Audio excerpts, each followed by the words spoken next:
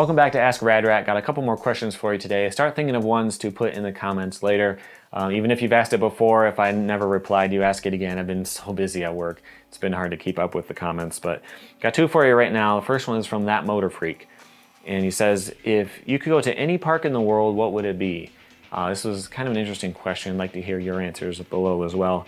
So the first one I thought of was the skate plazas, because I think those looked really cool. I'm not really into transition that much, but it would be cool to have a more street-oriented park because, you know, they're perfect. All the ledges are perfect and all that kind of stuff. I just think it'd be a real cool place to skate.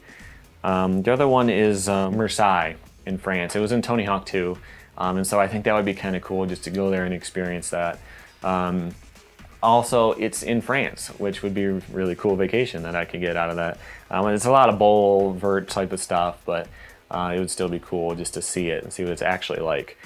Also Kona, that wasn't a Tony Hawk game, but it's more about the history.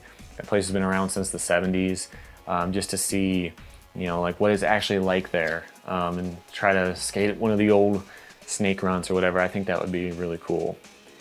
The next one is SMP, which is the world's biggest skate park. It's in China, supposedly the world's biggest, and that would be cool. You see pictures, and it's just this gigantic concrete monstrosity. There's giant full pipe, there's all this kind of crazy stuff.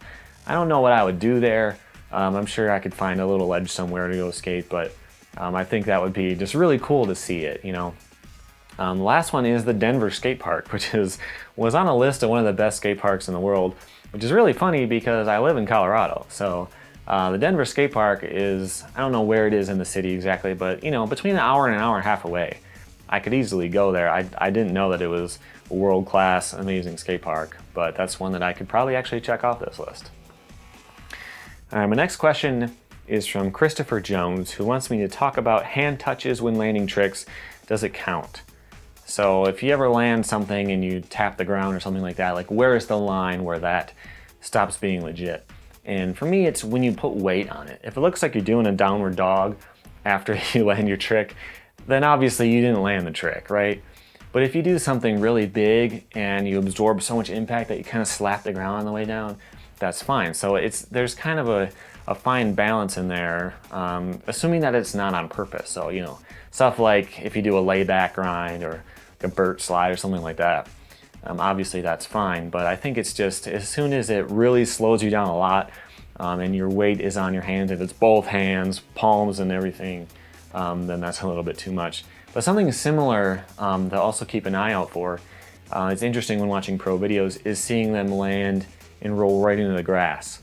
So, I mean, that happens a lot at spots because there's a handrail and there's just the width of a sidewalk and there's grass. So what are you gonna do?